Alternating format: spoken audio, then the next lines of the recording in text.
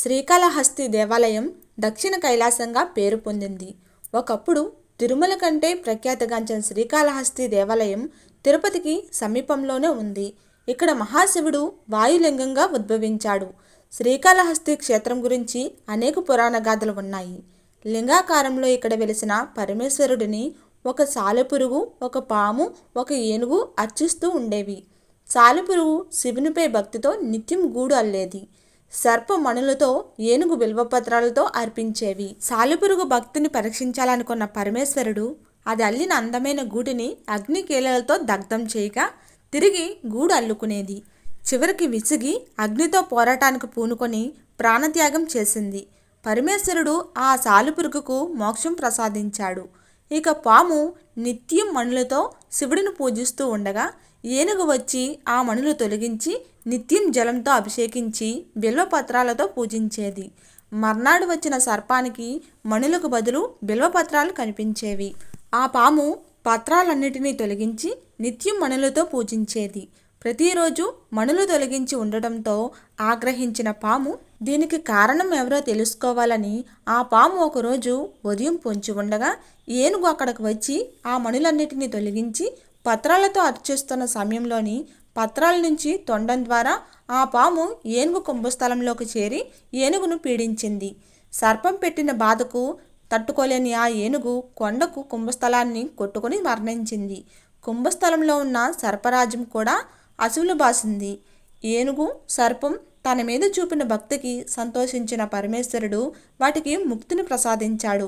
అంతేకాకుండా సాలీడు, పాము, ఏనుగుల పేరు మీదుగా ఈ క్షేత్రం ప్రాచుర్యం పొందగలదని వరమిచ్చాడు.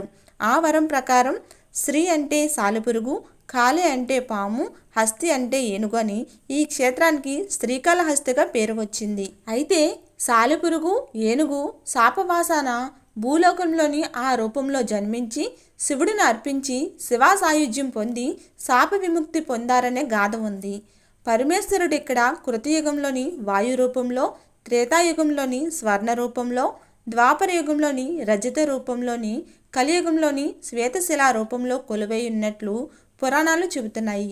ఇక ఈ ఆలయం గురించి మహాభక్తుడైన భక్త కన్నప్ప గురించి కూడా తెలుసుకుందాం. పూర్వం తిన్నడనే కిరాతకుడు ఉండేవాడు. అతడు మహాశివ భక్తుడు. నిత్యం శివుని పూజించేవాడు. పరమేశ్వరుడు అతని భక్తిని పరీక్షించాలని అనుకున్నాడు. ఒకరోజు తిన్నడు శివుడిని సేవించడానికి వస్తున్న సమయంలోని శివుని లింగానికి 2 కళ్ళు ఏర్పడి ఒక కన్ను నుంచి రక్తం స్రవించసాగింది. మూఢభక్తితో తిన్నడు తన కంటిని బాణంతో పెకలించి శివుని లింగానికి అమర్చాడు. ఇంతలో 2వ కంటిని కూడా పరమేశ్వరుడికి అర్పించదలిచాడు. దీంతో ప్రసన్నుడైన శివుడు తిన్నడుకు ప్రత్యక్షమై అతడికి ముక్తిని ప్రసాదించాడు. తిన్నడు శివుణ్ణి అర్చించిన ప్రదేశమని స్థానికుల కథనం. ఇక్కడ పార్వతీమాత జ్ఞాన ప్రసూనాంబగా వెలిసి భక్తుల పూజలు అందుకుంటూ ఉంటుంది. జ్ఞాన ప్రసూనాంబ మహామాన్వితమైనది. పార్వతీదేవి ఒకసారి శివుడు శాపానికి గురై మానవ రూపాన్ని సంతరించుకుంది. ఆ శాపాన్ని వదిలించుకోవటానికి పార్వతీదేవి ఈ ప్రదేశంలోని సుదీర్ఘ తపస్సు చేసింది.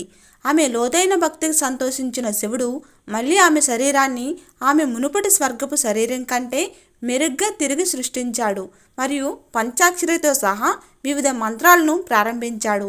దీని ఫలితంగా పార్వతీదేవి జ్ఞాన ప్రసూనాంబ లేదా జ్ఞాన ప్రసూనాంబికా దేవిగా ప్రసిద్ధి చెందింది.